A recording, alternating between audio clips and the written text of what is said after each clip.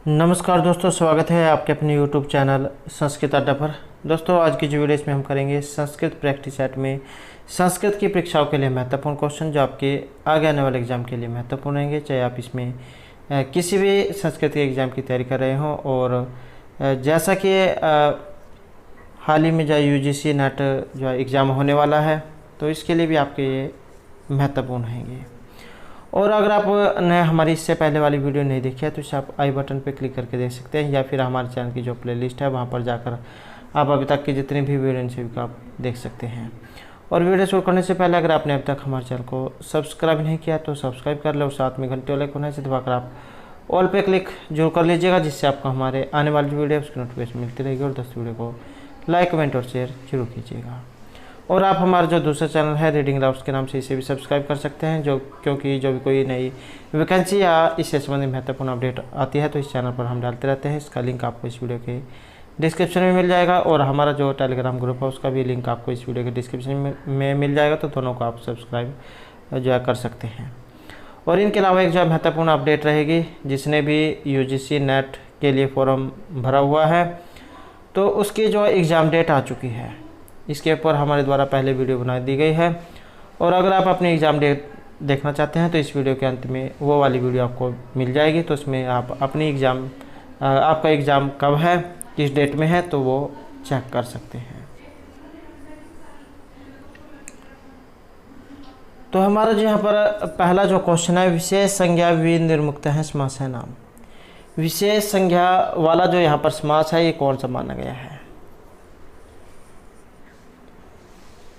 या फिर जो ये समास है क्या होते हैं। समसनम समास है, अर्थात अनेक पदों का एक साथ रखा जाना या पृथक पृथक अर्थ वाले पदों का मिलाकर एक हो जाना और एक पद बन जाना तथा एक ही अर्थ का बोधक बनना समास कहलाता है। और समास जो है ये कितने होते हैं, तो समासों की संख्या 5 है। तत्तर विशेष संज्ञा विनिर्मुक्त है केवल समास है। जो यहाँ पर आया है विशेष संज्ञा विनिर्मुक्त समास है तो केवल समास है, ये आपका प्रथम समास है। प्रायण पूर्व पदार्थ प्रधान अव्ययभाव है द्वितीय समास है, जिसमें पूर्व पद प्रधान रहता है तो उसमें जो आपका अव्ययभाव समास होता है। इसकी पहचान यही होती है, शुरू में अव्यय या उपसर्ग उसमें दिए गए होता है। तो प्रायण पूर्व पदार्थ प्रधान है अव्ययभाव है द्वितीय समास है, ये आपका दूसरा समास है। प्रायण उत्तर पदार्थ प्रधान है तत्पुरुष तृतीय है, जिसमें उत्तर प्रधान पदार्थ जब प्रधान होगा, उत्तर पद जब प्रधान होगा तो वो आपका तत्पुरुष समास रहेगा, और ये आपका तृतीय तत्पुरुष समास है। और तत्पुरुष भेदा कर्मधारय, ये जो आपका तत्पुरुष समास है इसी का भेद है कर्मधारय समास। और कर्मधारय भेदो द्विगु, और ये कर्मधारय और द्विगु जो ये दोनों इसी के भेद है। प्रायण अन्य पदार्थ प्रधान है बहुव्रीहि चतुर्थ है, और जिसमें अन्य ही पद प्रधान होता है तो वो आपका बहुव्रीहि समास होता है, जिसमें पूर्व तथा उत्तर पद अप्रधान और अन्य पद प्रधान होते हैं, तो वह बहुव्रीहि समास कहलाता है। और बहुव्रीहि में जितने भी पद होते हैं वे सभी मिलकर किसी दूसरे पद के विशेषण होते हैं। जैसे आपका लंबोदर है, लंब संधि करेंगे तो लंब और उदर है, अर्थात ऐसा कोई व्यक्ति जिसका बड़ा पेट हो, लंबम उदरम यश ऐसा है। तो कहने का अर्थ यही है कि जैसे कोई शब्द दिया गया होगा और उसमें से अन्य ही पद की प्रधानता होगी, ना तो उसमें पूर्व पद प्रधान होगा न द्वितीय पद, बल्कि अन्य ही पद प्रधान होगा। जैसे लंबोदर है अर्थात लंबे पेट वाला, तो इससे हमें यही पता लगा कि लंबे पेट वाला कौन व्यक्ति है। तो तब हमने देखा कि ये जो है यहाँ पर श्री गणेश जी के लिए इस शब्द का प्रयोग किया गया है। तो जहाँ पर अन्य ही पद की प्रधानता हो वहाँ पर बहुव्रीहि समास आपका ये होता है। और प्रायण उभय पदार्थ प्रधान द्वंद्व समास है, और जिसमें दोनों ही पद प्रधान होते हैं तो वो द्वंद्व समास होता है। और ये जो आपका द्वंद्व समास है इसके 3 भेद हैं, इतरेतर, समहर और एक शेष द्वंद्व समास। ये जो इतरेतर द्वंद्व समास है इसका उदाहरण है शिव केशव, अर्थात जहाँ द्वंद्व में आए हुए दोनों पदों का अपना अलग अलग अस्तित्व होता है, तो वहाँ पर इतरेतर द्वंद्व समास होता है। दूसरा है आपका समहर द्वंद्व समास, जिसका उदाहरण रहेगा आपका पाणिपादम, कि जिस समास में आए हुए पद अपना अर्थ बतलाने के साथ साथ समूह या समहार का बोध कराते हैं तो उसे समहर द्वंद्व समास कहा जाता है, और यह है नपुंसकलिंग के एक वचन में होता है, जैसे पाणिपादम। और तीसरे नंबर का आपका एक शेष द्वंद्व समास है, जैसे पितरौ, कि जिस द्वंद्व समास में 2 या 2 से अधिक पदों में से केवल एक ही पद शेष रहता है तो वह एक शेष द्वंद्व समास होता है, एक ही अकेला बचता है, जैसे आपका पितरौ है। पितरौ का मतलब क्या हो गया, तो इसमें आपके माता और पिता दोनों आ जाते हैं, तो एक ही शब्द है और इसी से आपके ये अर्थ लग गए कि ये माता पिता दोनों के लिए है। नेक्स्ट जो हमारे यहाँ पर क्वेश्चन जो है अधो निर्दिष्ट समीचीन तालिकाम चुनो, तो ये मिलान करने वाला जो है यहाँ पर क्वेश्चन है। और आपके जो यहाँ पर मिलान करने में रहेगा ऑप्शन डी, तो इसको मिलाकर आप देख लेते हैं। तो उपधा संज्ञा करने वाला जो यहाँ पर सूत्र जो है अलवंत्यात् पूर्व उपधा ये रहेगा। उसके बाद रहेगा रुचि अर्थनाम धातुनाम प्रयोगे, ये जो रुचि अर्थ वाली जो धातुएं होती हैं,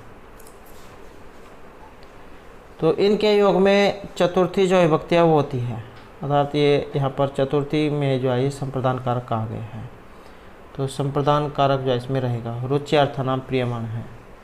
आपने इसके उदाहरण सुन रखे होंगे, बालकाय मोदकम रोचते या शिशवे किरणकम रोचते। और अक्षण कारण है, ये आपका अंग विकार वाला है जो तृतीय विभक्ति में प्रयोग होता है, जैसे ये आँख से काना है, पाँव से लंगड़ा है, सिर से गंजा है, तो जहाँ पर कोई सिर में फॉल्ट होता है, अंग विकार कोई होता है, तो ये वहाँ पर तृतीय जो है तृतीय विभक्ति उसका प्रयोग किया जाता है। और अधिसिंह स्था ये योगे, और इसमें जो आपका ये बच गया है कर्म कारक, तो वहाँ पर जाए कर्म कारक का प्रयोग होता है। अधि सिंह स्था शाम कर्म, कि सिंह स्था और आस धातु के पूर्व यदि अधि उपसर्ग लगा हो तो कर्म कारक द्वितीय विभक्ति वहाँ पर होती है। भूपति सिंहासन मध्यास्थे। नेक्स्ट है काद्योम अवसाना, ये इसी प्रकार का एक आता है, या तो आपके सपृष्ठ जो वर्ण है वो पूछ ले जाते हैं, या फिर स्पर्श वर्ण आ जाता है, या फिर काद्योम अवसान आ जाता है। तो बात एक ही है इनका, स्पर्श वर्ण जो आपने ये जो का से जो है माँ तक होते हैं, का से लेकर माँ तक, तो संख्या जो है इनकी 25 होती है। और इसमें कौन से हैं, तो ये जो आपके स्पर्श वर्ण जो आए हैं इनको काद्योम अवसान आए कहा गया है।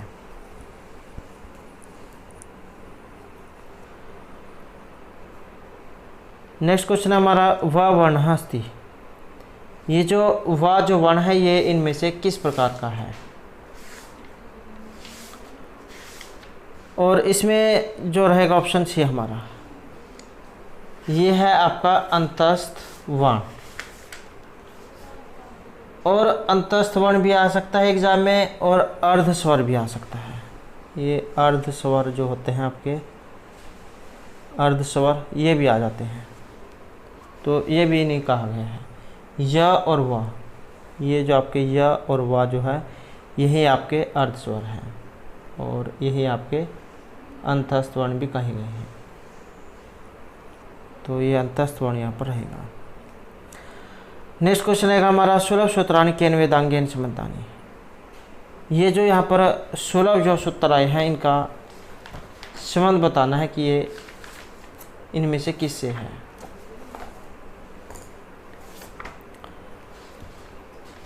और सुलभ सूत्रों का जो संबंध है इसका संबंध रहेगा आपके ऑप्शन बी के साथ। कल्प के साथ जो इनका संबंध माना गया है। ये जो वेद के जो 6 अंग माने गए हैं, शिक्षा, कल्प, व्याकरण, निरुक्त, ज्योतिष और छंद, तो ये जो कल्प जो इसके साथ इनका संबंध माना गया है।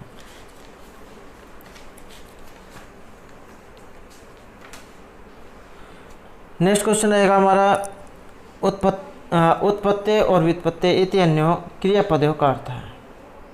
इनका अर्थ यहाँ पर क्या लिया गया है, और इनका अर्थ जो यहाँ पर ऑप्शन बी में रहेगा, संतापित इति अर्थ है। नेक्स्ट क्वेश्चन हमारा समुद्रगुप्त से प्रयाग प्रशस्ति का रचिता।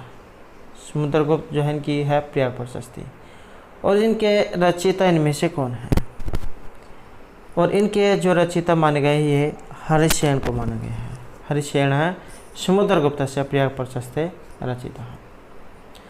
नेक्स्ट क्वेश्चन है ब्रह्मसूत्रा नाम भगवतपाद शंकराचार्य से व्याख्या के नामना व्यवहार है। और यहाँ पर जो माना गया है ऑप्शन सी को,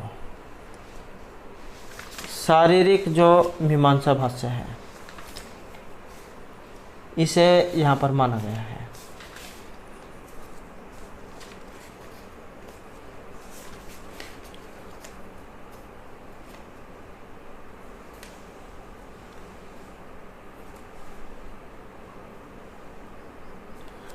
नेक्स्ट क्वेश्चन रहेगा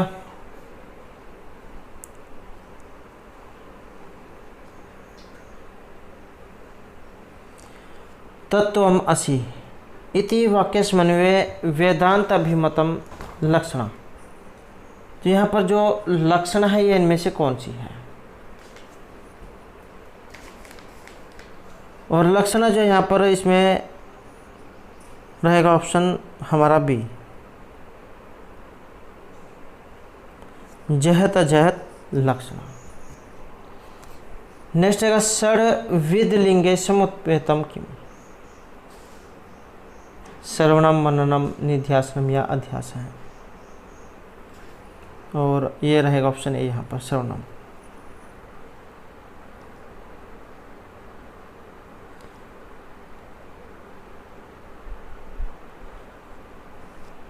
वेदांत सार जो है ये उससे संबंधित है, जो आचार्य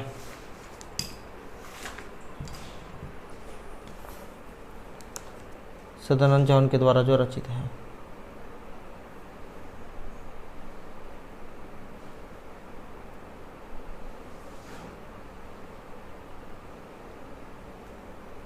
नेक्स्ट क्वेश्चन है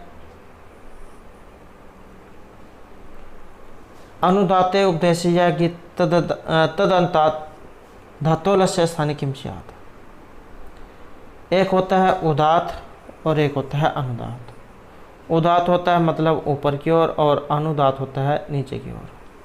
तो अनुदाते उपदेशीय गीत, और यहाँ पर रहेगा ऑप्शन बी हमारा आत्मनिपदम।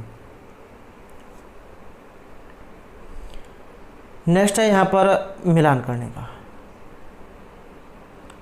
और मिलान करने में हमारा यहाँ रहेगा बी, ऑप्शन बी है 2, 4, 1 और 3। तो इसे आप देख लेते हैं 2, 1, 4 और 3। तो दूर और अंतिक,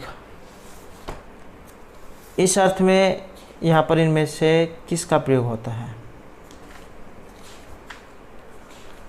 और इसमें माना गया है आप ऑप्शन बी है षष्ठी अनत्तर श्याम। अनत्तर श्याम जो है इसका मतलब होता है विकल्प से, कि कहीं पर ही जाए सूत्र काम करेगा और कहीं पर नहीं करेगा।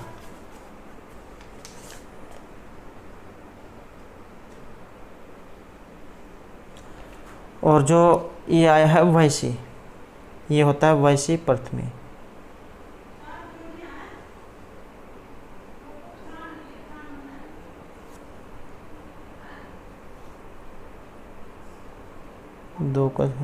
दो 4, 1 और 3 है इसमें।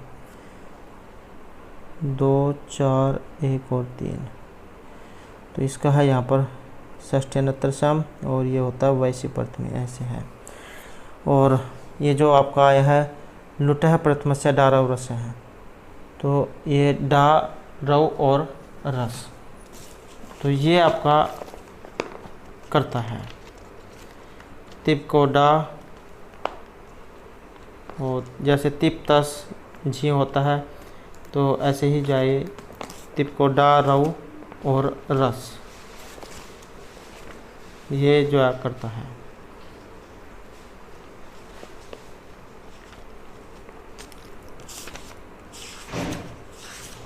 और जो यहाँ पर ये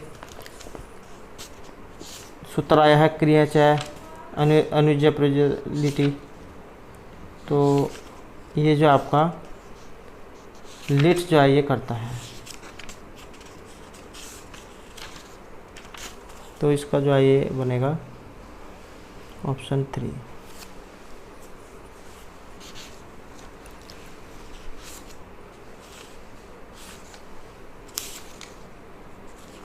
नेक्स्ट क्वेश्चन रहेगा हमारा कृत्य ल्यूटो बहुलम इति सूत्र से उदाहरण क्यों। ये सूत्र है और इसका जो उदाहरण है ये आपने बताना है, और उदाहरण जो है यहाँ पर ऑप्शन रहेगा बी हमारा स्नानियम चूर्णम, तो इसका जो है यहाँ पर ये उदाहरण है।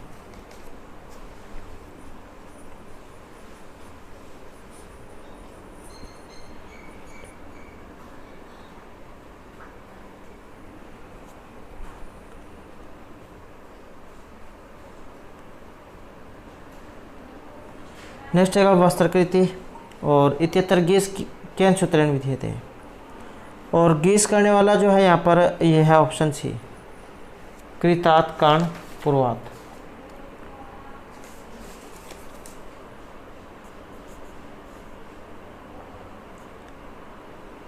तो स्त्री में जो है स्त्रियां में गीस प्रत्यय ये करता है।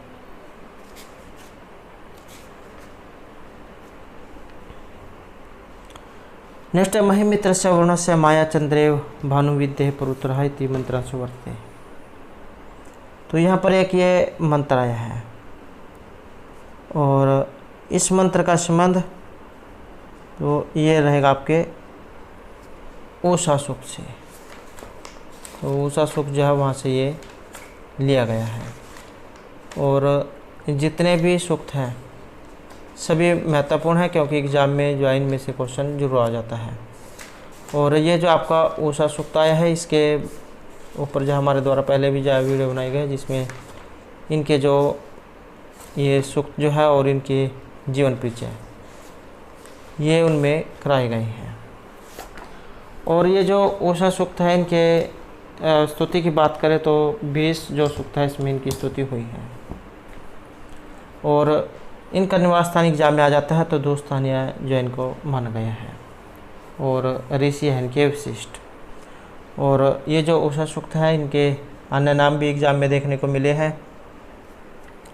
तो जैसे मघोनी, प्रचेता, विषवारा, सुभगा, रेवती, मघवती, पुराणयुवती, अमर्त्या, विषवूर्ध्वा, मधुदा, ऋतावरी, ओदती, सुमनावरी, अश्ववती, गोमती, पुराणी, सुनरी, भास्वती, युवती, अमृत्यकेतु, दिवह, दुहिता, सुजाता, ऋतपा, ऋण्यवर्णा, तो ये सभी ऊषा जो देवता हैं इनके विशेषण हैं।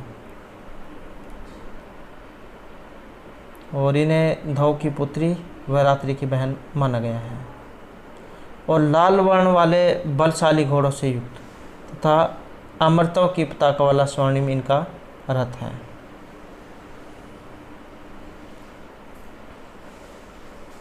और इन्हें जासूर्य की पत्नी, माता और बहन भी कहा गया है। नेक्स्ट है ऋग्वेद या पर्जन्य सूक्त से का ऋषि। ऋग्वेद में जो ये पर्जन्य जो सूक्त है इनके ऋषि, और पर्जन्य सूक्त जो है इनके जो ऋषि है ऑप्शन रहेगा हमारा सी। अत्रि जो ऋषि है यहाँ पर इनके माने गए हैं। और इस प्रकार भी आपको ये देखने को मिल सकता है 5.83 पाँचवें मंडल का 83वां अध्याय है।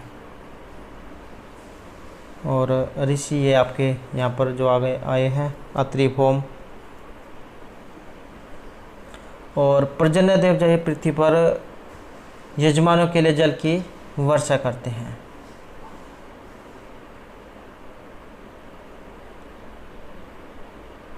तो वर्षा करने वाले देवता आप इन्हें कह सकते हैं।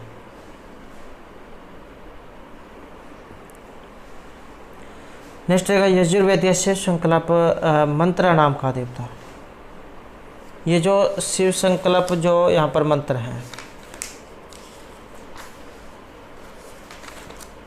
और इनके देवता, तो यहाँ पर जो देवता जो है हमारा ये रहेगा ऑप्शन ए। मन जो है इन्हें माना गया है। और ये जो शिव संकल्प सूक्त है आपका, जैसे कि यहाँ पर भी इसमें है, कई बार एग्जाम में भी पूछ लिया जा सकता है कि किस वेद से है, तो यजुर्वेद से इसका संबंध है। और शिव संकल्प सूक्त जो आपका इस प्रकार भी आपको देखने को मिल सकता है 34 लिखा हुआ। मतलब इसका ये है कि 34वां अध्याय है ये। और मंत्र की संख्या इसमें 6।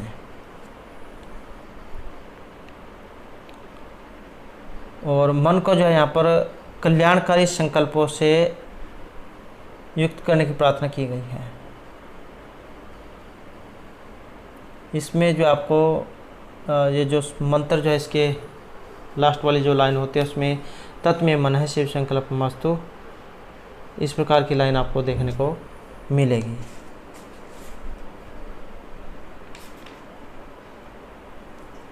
तो 6 श्लोक है इसमें, 34 अध्याय है।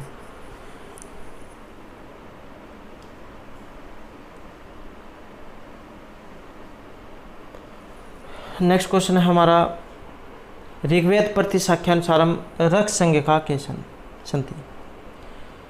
ये जो रक संज्ञक जो यहाँ पर आए हैं ये कौन से वर्ण हैं?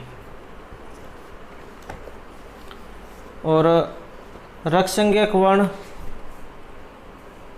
तो यहाँ पर एक ऑप्शन डी हमारा, ये जो आपके अनुनासिक जो वर्ण होते हैं, आपने उच्चारण स्थान पढ़े होंगे, यम गणना नाम नासिका। तो ये जो आपके य मैं अंग अण न, तो ये जो यहाँ पर 5 जो वर्ण आए हैं यही आपके अनुनासिक वर्ण हैं। और इन्हीं आपके जो ये रक संज्ञक जो वर्ण है ये कहा गया है। हमारी इनका नासिका जो होती है इन्हीं से इनका उच्चारण होता है। तो ध्वनि का उच्चारण जो है मुख विवर के साथ साथ नासिका विवर से भी होता है। तो इसी कारण से इन्हें अनुनासिक जो है कहा गया है।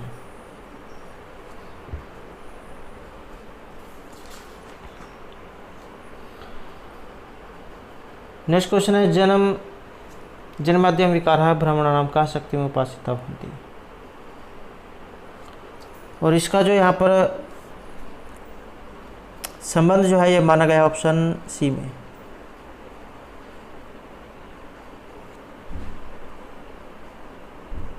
ये रह गया यहाँ पर,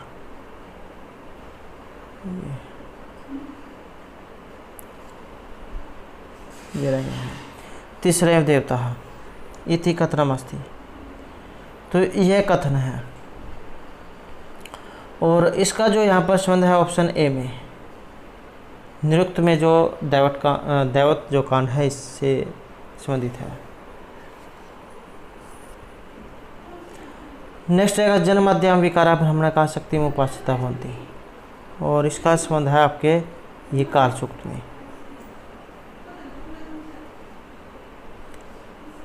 नेक्स्ट रहेगा तरातेत विप्रयास है केवलम अनुपश्यति छंदसाम योनिमात्मा छंदमयीम तनुम। अस्य कारिकायाम छंदस्य इति शब्दस्य का अर्थ है। तो यह छंदस्य जो शब्द है इसका अर्थ यहाँ पर क्या लिया गया है, और इसका जो अर्थ है ये रहेगा ऑप्शन ए में, वेदार्थ ग्रहण समर्थन में। नेक्स्ट है भाषा विज्ञान देशम अर्धस्वर है भवती। तो ये अर्धस्वर वाला क्वेश्चन जो एग्जाम में बहुत बार देखने को मिला है। और ये अर्धस्वर क्या होते हैं कि जिन वर्णों के उच्चारण में जिह्वा से न तो संपूर्ण स्पर्श होता है और न ही स्वर के उच्चारण के समान पार्थक्य होता है, तो ऐसे वर्ण ये अर्धस्वर कहलाते हैं। जो आपके अंतस्थ वर्ण जो होते हैं य व, तो इस प्रकार के जो वर्ण हैं ये अर्धस्वर आते हैं। नेक्स्ट है यहाँ पर आर्य भाषा परिवार से भाषा न मन्यते। आर्य भाषा परिवार की एक भाषा यहाँ पर नहीं है।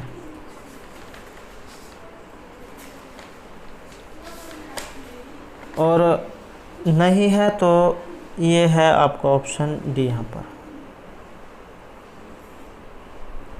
ये जो तमिल जो है ये इनमें से नहीं है, तो फिर जो यहाँ पर ये इनमें से किस परिवार की है, ये है आपके द्रविड़ परिवार की। और ये जो द्रविड़ परिवार है फिर इसमें भाषाएं कौन कौन सी आती हैं, इस प्रकार की भाषाएं होगी जैसे आपकी ये तमिल है, तेलुगु, कन्नड़, मलयालम, जो आपके कहने का अर्थ है कि जो दक्षिण भारत जो है उसमें बोली जाती है, तो वो आपके द्रविड़ परिवार की होगी। और मध्य बलूचिस्तान की ब्राहुई एक भाषा है, ये वाली ब्राहुई,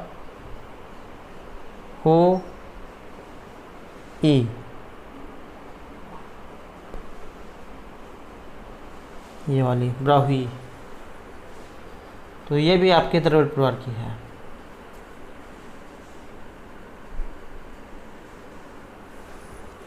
नेक्स्ट आएगा अधस्तनेषु एक अंकी रूपकम अस्ति। एक अंकी मतलब वो एक ही अंक होता है उसमें, तो एक अंकी रूपक या जो आप नाटक कह सकते हैं, तो ये इनमें कौन सा है, या एक अंकी नाटक क्या होते हैं।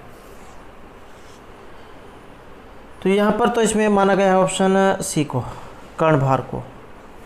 जैसे आप एक फ़िल्म देखते हैं, आपकी फ़िल्म क्या है 2-3 घंटा जो है उसी में पूरी हो जाती है, और उसी में जो आपके उसके बारे में पता लग जाता है कि इसमें क्या हुआ था।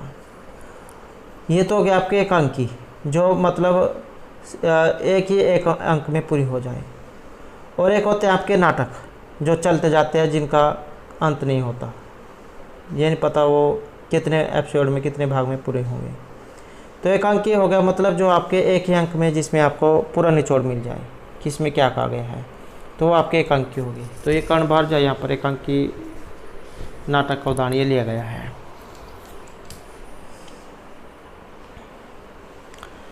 नेक्स्ट है यहाँ पर श्रुते एवं स्मृति अनुगच्छति इति अस्ति। सुनते ही याद आ जाता है, और इति अस्ति इस प्रकार की उक्ति है यहाँ पर ये। और इसका जो संबंध है ये आपके रघुवंशी है, और ये जो रघुवंश जो है महर्षि कालिदास जो उनके द्वारा रचित है, और 19 इसमें सरक हैं, 1569 इसमें श्लोक हैं। और जो आपका ये जो आया है यहाँ पर वेणी संहार, भट्टनारायण जो है उनके द्वारा ये रचित है, और इसमें है अंकों की संख्या 6, वीर रस है इसमें। और महाभारत जो है वहाँ से संबंधित है, यहाँ से आपको याद आ जाना चाहिए। वेणी संहार अर्थात ये द्रौपदी की जो चोटी जो थी वेणी, उसका संहार करना इसका मुख्य उद्देश्य है इस नाटक का, तो उसी के कारण ये वेणी संहार यहाँ पर इसका नाम रखा गया है। और ये जो महाभारत है ये पर्व में है, 18 पर्व है इसमें, और रामायण जो ये कांडों में है, और इसमें 7 कांड है। नेक्स्ट है यहाँ पर शाल्मली वृक्ष वर्णनम कस्मिन् काव्ये दृश्यते। ये आपका शाल्मली जो वृक्ष है ये आया है, या फिर जो ये शाल्मली वृक्ष जो आया है, ये इनके जो रचयिता है ये कौन है?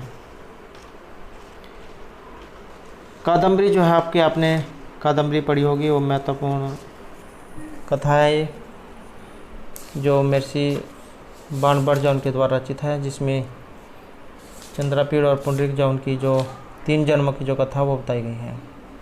और इसके बारे में कहा गया कि कादम्बरी रस ज्ञानम आहारा पिना रोचती, कि कादम्बरी का रस का पान जैसे अच्छा लग जाए उसे भोजन भी अच्छा नहीं लगता है, तो इस प्रकार की उक्ति इसके बारे में कही जाती है। और जैसे यहाँ पर ये शाल्मली वृक्ष आया है, तो विंध्याटवी, जाबाली आश्रम, अछोत सरोवर, पंपा सरोवर, विदिशा, उज्जैनी, तो इन सभी का जो वर्णन है इसमें हुआ है। और महर्षि जो बाणभट्ट है, इनके बारे में भी एग्जाम में जब बहुत से क्वेश्चन आ जाते हैं। एक तो जो है इनके परपितामह जो इनका नाम आता है पाशुपत, पितामह का नाम आता है अर्थपति, पिता चंद्रभानु, माता है इनकी राजदेवी। और एक आता है उपाधि का क्वेश्चन, तुरंग बाण की इनको उपाधि दी गई थी।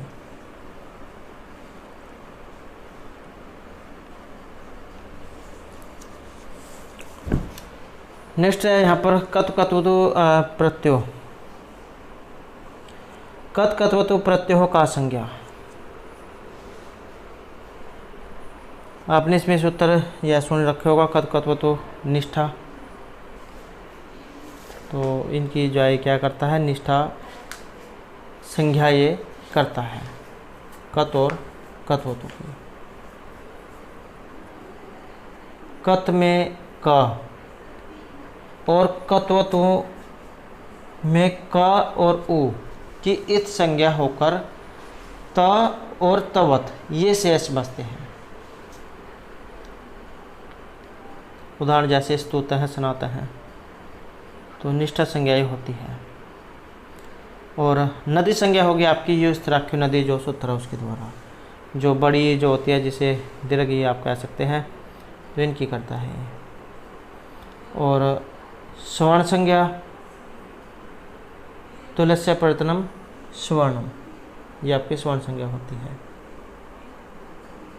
कंठ तालु आदि स्थान और अभ्यंतर प्रत्यय से दोनों जिन वर्णों के समान हो, कंठ तालु आदि वर्ण, कंठ तालु आदि स्थान और अभ्यंतर प्रत्यय से दोनों जिन वर्णों के समान हो वे वर्ण परस्पर स्वर्ण संज्ञक होते हैं। जैसे त्वरग है, त और ध इनका उच्चारण स्थान दंत, ले तुलसा नाम दंता एवं आभ्यंतर प्रतन सपृष्ठ है, अतः दोनों की परस्पर स्वर्ण संज्ञा होगी। तो तुलस्य प्रतन स्वर्णम ये सूत्र आपने याद रखना है। और जो एक ये आया है यहाँ पर, ये है घी, घी संज्ञा होती है आपकी एक शेषो घ्यास की सूत्र के द्वारा, ये करता आपके हर सभी में।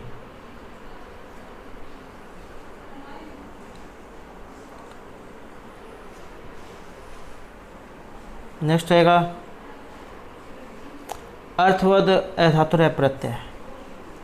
तो ये क्या करता है, अर्थवद अधातुर प्रत्यय प्रातिपदिकम, तो आपकी धातु प्रत्यय और प्रत्यांत को छोड़कर अर्थवान शब्द रूप की ये प्रातिपदिक संज्ञा करता है। नेक्स्ट है सर्वनाम स्थान संज्ञक प्रत्यय। सर्वनाम स्थान संज्ञा करने वाला यहाँ पर,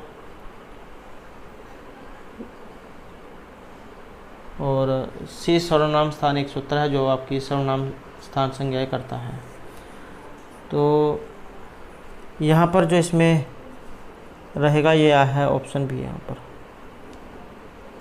जस जो इनकी करता है।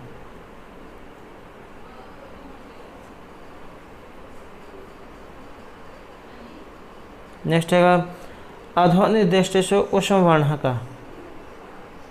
तो ये उष्म वर्ण होते हैं, जब हम इनको उच्चारण करते हैं तो हमारे मुख जब से वायु जो निकलती है वो हमें गर्म निकलती हुई प्रतीत होती है, तो इसलिए जो इन्हें उष्म वर्ण ये कहा गया है।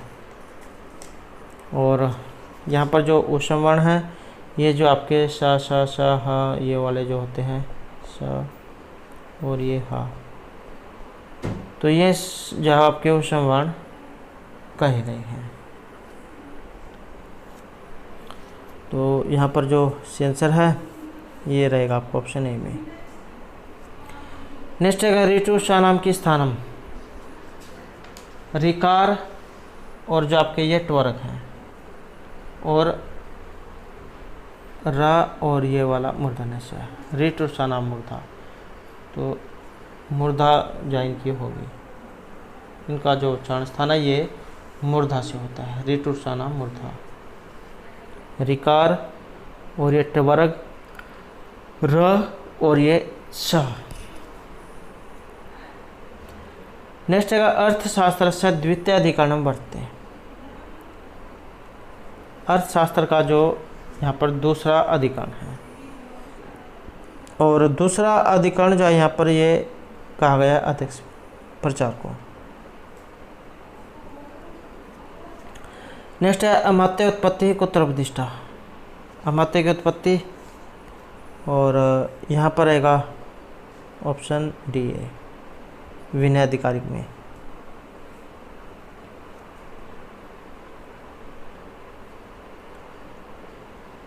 नेक्स्ट है कृत युगस्य कालावधि युक्त है,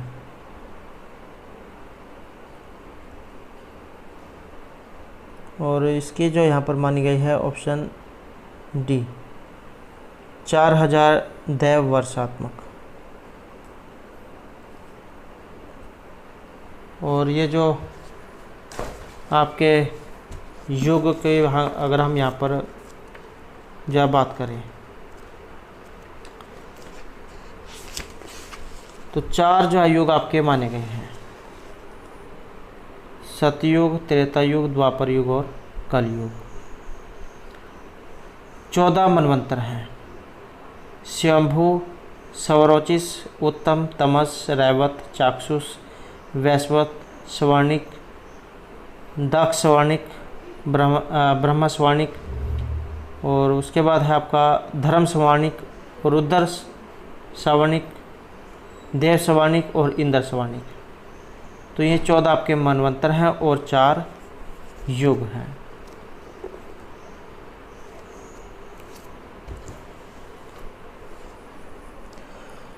नेक्स्ट है निष्कर्मण संस्कार है कर्तव्य। ये जो निष्कर्मण जो यहाँ पर संस्कार की बात हुई है, और इस प्रकार का जो ये क्वेश्चन था कल भी जो है हमने किया था।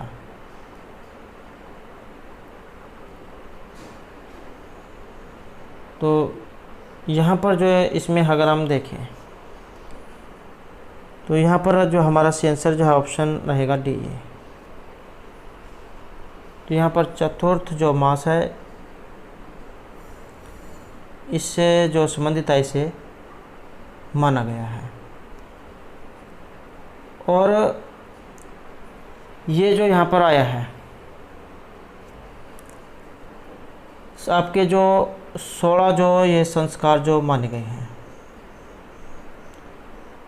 जैसे आपका गर्भधान संस्कार हो गया पहले नंबर का, पुनर्वंशन संस्कार है, सीमत उन्नयन संस्कार है, जात कर्मण संस्कार, नामकरण संस्कार, निष्कर्मण संस्कार, अन्नप्राशन संस्कार, चूड़ाक्रम संस्कार, विद्यारंभ संस्कार, कर्णवेधन संस्कार, यज्ञोपवीत संस्कार, वेदारंभ संस्कार, केशांत संस्कार, संवर्तन संस्कार, विवाह संस्कार, अंत्येष्टि संस्कार। तो इस प्रकार का जो यहाँ पर ये ऑप्शन डी जा चतुर्थ मासी चतुर्थ महीने में जाए किया जाता है।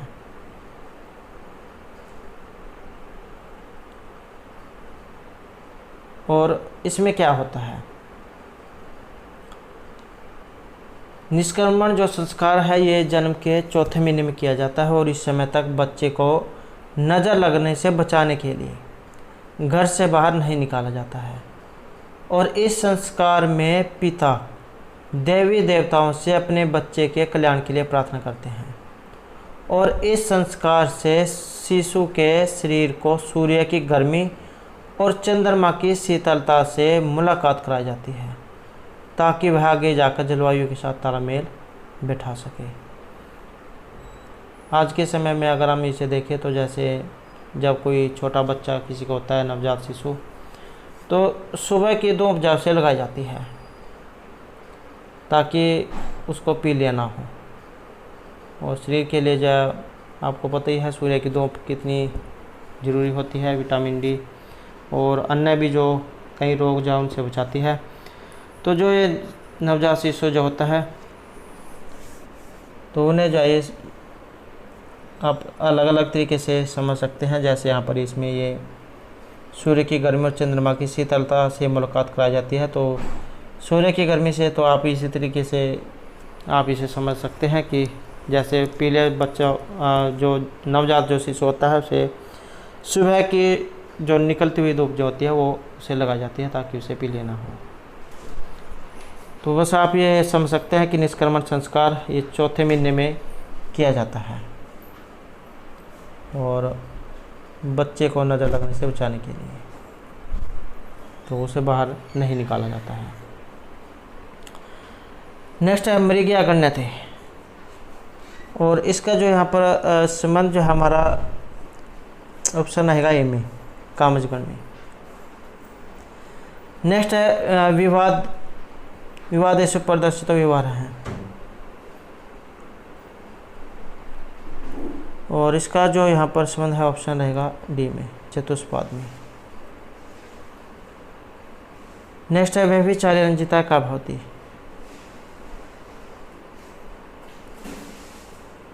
और ये रहेगा ऑप्शन ए में, भावदवनी में।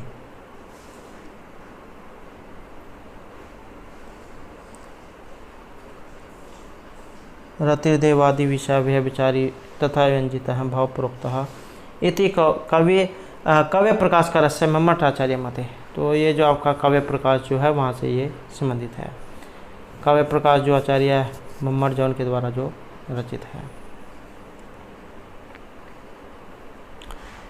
नेक्स्ट है यहाँ पर आपने इनको कालक्रम के अनुसार लगाना है, और इस प्रकार के क्वेश्चन जो एग्जाम में जरूर आते हैं, पहले भी जो पूछे गए हैं।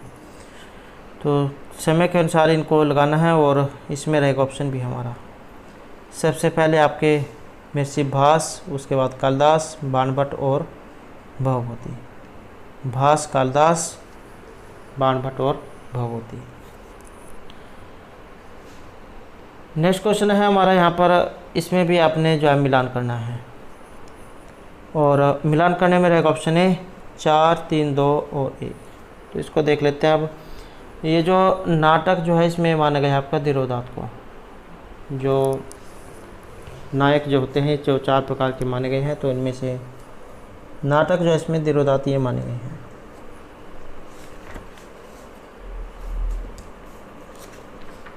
और जो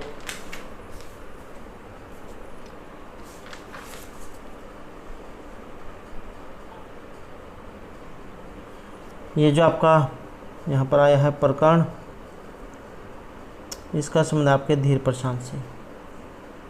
और जो भाण है, भाण का संबंध आपके वेट से। आपने अगर वो जो रूपक के जो 10 भेद हैं ये पढ़े होंगे तो आपको इसमें अच्छे तरीके से पता होगा कि किस में कौन सा है। जो नाटक, प्रकरण, भाण, वियोग, समकार, डिम, इहमृग, अंक, वीति और प्रहसन, तो ये जो रूपक के जो 10 भेद हैं तो ये इन्हीं से संबंधित है। और प्रहसन जो एक बच गया आपका, इसमें निंदनीय पुरुषाय होता है। तो रूपक के जो 10 भेद है उन्हीं में से ये लिया गया है। और ये जो आपके रूपक के जो 10 भेद है इनके ऊपर भी हमारे द्वारा पहले वीडियो बनाई गई है, तो इसे आप हमारे चैनल की प्लेलिस्ट में जाकर देख सकते हैं अगर आप इन सभी को अलग अलग से देखना चाहते हैं। नेक्स्ट जगह ऋग्वेद है नासदय सूक्तस्य ऋषि। ऋग्वेद में जो यहाँ पर नासदय जो सूक्त है इसके ऋषि जो पूछा गया है, और ये भी आपको देखने को मिल सकता है एग्जाम में। कई बार ये जो है दिया गया नहीं होता है, एग्जामिनर जो है इसको नहीं देता है, सिर्फ इसी को दे देता है और इसी के बारे में पूछ लिया जा सकता है। तो ये भी आपने संख्या याद रखनी है। 10वें मंडल का 129वां ये सूक्त है, नासदिया सूक्त। और इसके ऋषि तो ये हैं परमेष्ठी नाम के प्रजापति, देवता भावृत हैं, और इनका जो संबंध है ये ब्रह्मांड की उत्पत्ति जो है उससे माना गया है, और ब्रह्मांड के निर्माण के बारे में जो है जानकारी देता है ये वाला सूक्त। और ये बताता है कि ब्रह्मांड की रचना कैसे हुई। तो ये अपनी संख्या और ये इनके ऋषि हैं। नेक्स्ट है अथर्ववेद पृथ्वी सूक्त 12.1 कति मंत्र। और जैसा कि यहाँ पर इसमें ये जो है दे भी दिया गया है, लेकिन कई बार एग्जाम में ये नहीं भी दिया गया होता है 12.1। और ये भी पूछ लिया जा सकता है कि इनमें 12.1 क्या है। तो 12वां कांड है ये और पहला सूक्त है, अथर्ववेद से ये संबंधित है। या तो अथर्ववेद में ये पृथ्वी दे दिया गया होगा या फिर भूमि, बात दोनों की एक ही है। पृथ्वी या भूमि सूक्त कुछ भी आ सकता है। और 12वां कांड का प्रथम ये सूक्त है। देवता इसके ऋषि हैं, और भूमि जो है इसकी विशेषता इसमें दिखलाई गई है। और ये जो अथर्वा जो ऋषि थे इनके नाम के ऊपर जो इनका नाम पड़ा था ये अथर्ववेद। और मंत्रों की अगर हम यहाँ पर जो इसमें बात करें तो ऑप्शन बी हमारा यहाँ पर इसमें सी आंसर रहेगा। 63 जो है इसमें मंत्र ये माने गए हैं। तो दोस्तों ये थे हमारा आज के यहाँ पर संस्कृत की परीक्षाओं के लिए कुछ महत्वपूर्ण क्वेश्चन जो आपके आगे आने वाले एग्जाम के लिए महत्वपूर्ण रहेंगे। और दोस्तों अगर आपने अभी तक हमारे चैनल को सब्सक्राइब नहीं किया तो सब्सक्राइब कर ले, और हमारे साथ अंतर बनाने के लिए धन्यवाद।